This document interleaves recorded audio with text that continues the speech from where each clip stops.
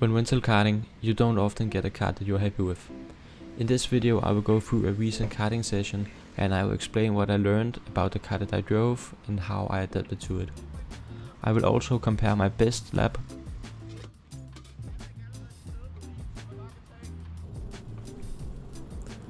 How you learn about every aspect of your kart depends on what your session looks like. In this 30-minute session with my friends I took it very slow, and for some reason I was also very cautious. I always start with feeling the brake and how it feels under acceleration. It is also a good idea to check if the kart is in good order before driving it. Remember to check the tires, the brakes and the steering. Some of the karts with bad oversteer, which I've had the displeasure of driving, have had weird steering where it was extremely easy to turn the wheel to either the left or the right. When feeling the brakes, it is important to understand how the distance that the pedal travels will affect how it works and feels. The karts at my local track go from feeling like load cell pedals to only braking at the last few centimeters of travel. The last case is the hardest to drive and adapt to in my opinion. Even if the kart is turned off and standing still, you will still be able to test these things. You will still be able to feel how the pedal travels and you will still be able to feel how the wheel turns. Checking the tires is very easy. Check each one of them by standing on them with one foot and feeling the pressure. If you're unsure if your tires have high enough pressure, you can check another kart in the pit lane.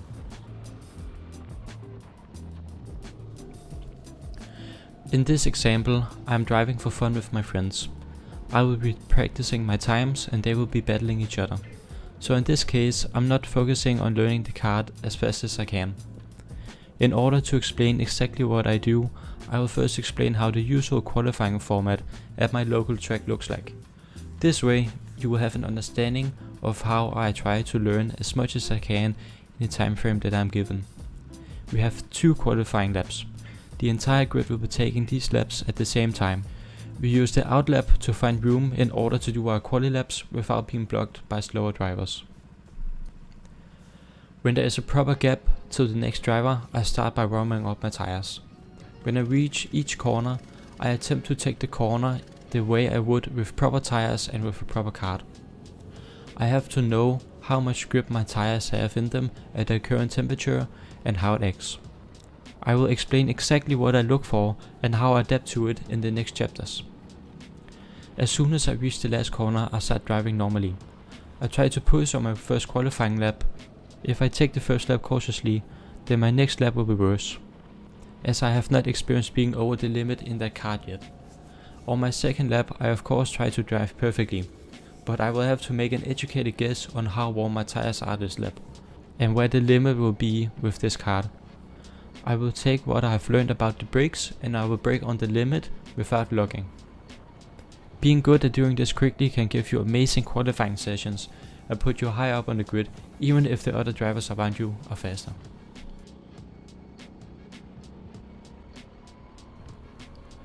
When racing in rental karts, it is important to understand the significant impact sliding has on your times.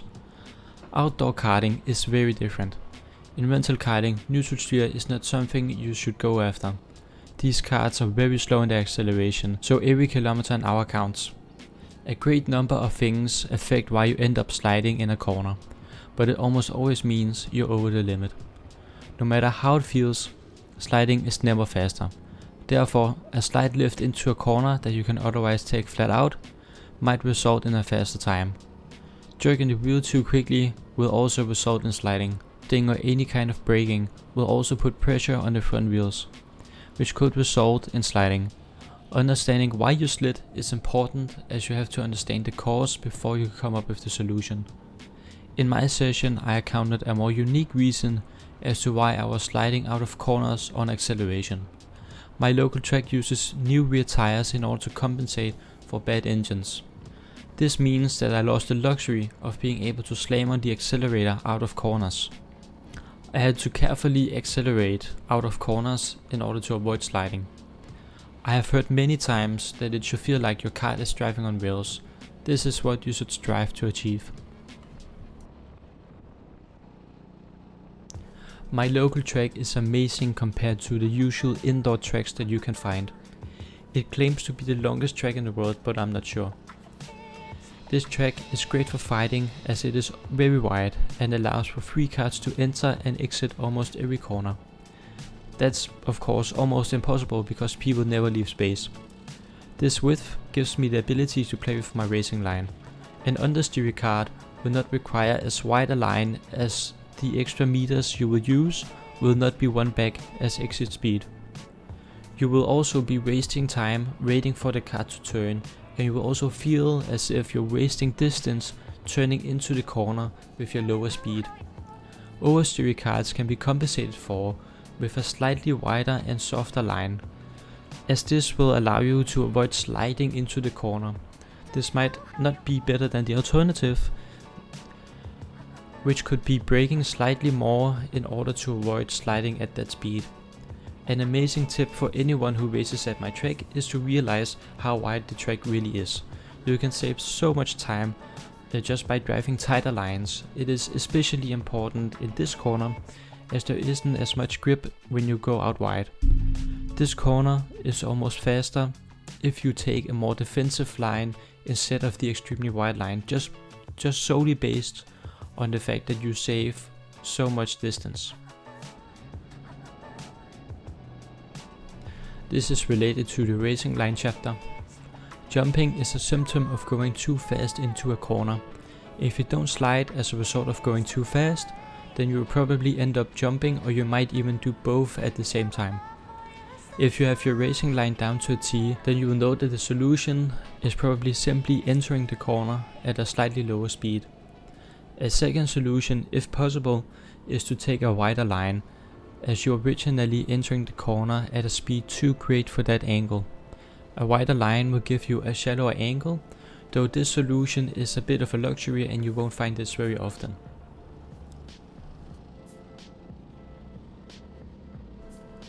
This is a cheap solution to slightly improving all of your problems.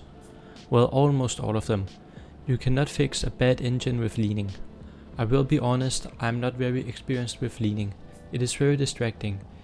If I practice leaning, then I'll have to focus less on other things. So therefore I've not practiced it as much as other things. When leaning towards the outside of a corner, you lift the inside wheel and put more pressure on the outside wheels. This means that you can take corners faster, which will result in less sliding and less jumping. I would implement this when you feel like you understand everything else well, and when you feel like you can implement everything else well. This is my best lap of the session. So that was the last corner. Now I'm catching up to my friend. Entering the first corner here, I am a bit too wide. It would be best if I was even a quarter of a kart, or maybe even half of a kart's width closer to the inside of the line. That would have saved me a good amount of time. There was a bit of counter steer through that corner, but it wasn't that bad. I could have saved a bit of time if I was a bit more stable through that corner.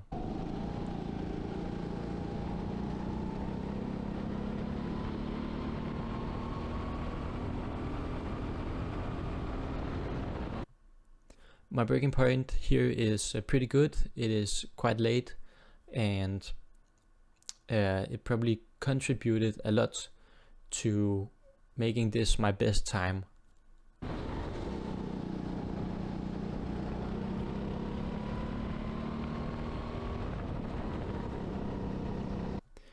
That corner was really good. You could hear me lifting a bit off the throttle. This meant that I didn't slide through the corner. Some karts you can take it flat out. Well, all karts you can basically take it flat out, but you will hear this sliding through the corner, and you will feel a difference if you lift and avoid sliding, and you might even be able to see a difference instantly on your times.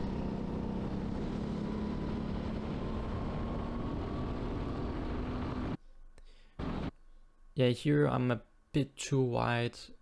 I would have liked to be maybe half a kart's width closer to the inside of the line. But otherwise that was good. There was no counter steering you could hear.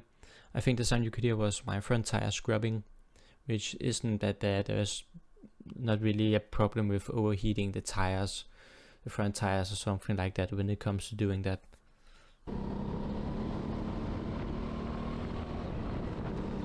That corner was really good. Yeah, it kind of looked like counter steer, but I think I just brought the wheel back to the middle because I was basically going straight at the middle of the corner. Yeah, and I was a good kart's width from the wall here at the exit, which means I lifted a good amount, and I also saved that distance because that meter isn't really worth it on exit speed, especially now that there are 2 corners coming up, which will also bleed a bit of my speed. Here I'm also a bit too wide, but not too wide. Depends on the kart. Some karts you can take a really tight line, but here you just rule of thumb, don't be too close to the wall. Be a good kart's width, at least from the wall. The only reason to be that kart's width from the wall would be if you suffer from oversteer, but this kart did not suffer from oversteer, so therefore that was a bit too wide. But here I had a great apex and I'm very far from the wall, you can see on the left side, and that was really good. I really saved a few meters there, so that might have compensated a bit from me entering the corner a bit too wide. Now this corner is really good. I think I took it very well. I lifted a bit to avoid sliding, and I also accelerate a bit slowly out of the corner to avoid kind of losing the rear end a little bit and sliding, which I mentioned before. My rear tires are pretty new, so they have a bunch of grip.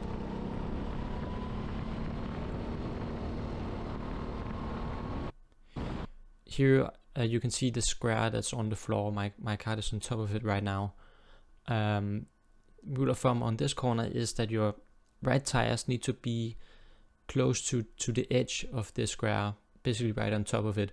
So you can see that distance, I should have been a bit closer, but it's only, what is that, like 30 centimeters that I wasted into this corner, so it's not too bad. And you can hear, I think that was my front tire scrubbing into the corner and not me losing the rear, maybe, I'm not sure. This corner, you can take this pretty wide, you can go into that groove there you see on the left, but that's only if you suffer from oversteer or have a bunch of top speed that you would like to carry through the corner. But that's also not really necessary, as you will see in a bit. The next corner you will have to brake a bunch. There is not much use carrying speed through this corner, so therefore this tighter line, it's better. You could also hear me sliding through there. That corner was not great. So as I said in the beginning, that corner 3, I think I really saved a lot of time on the braking. I think my braking was really good, and that's what carried this lap.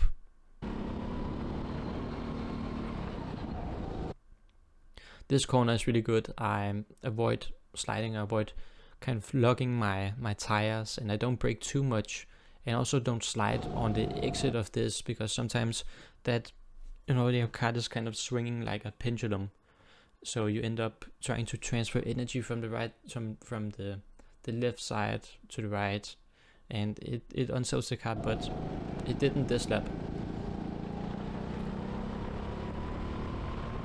And now I go over the line, and you can see on the board that my time is green, and this was my personal best for this session.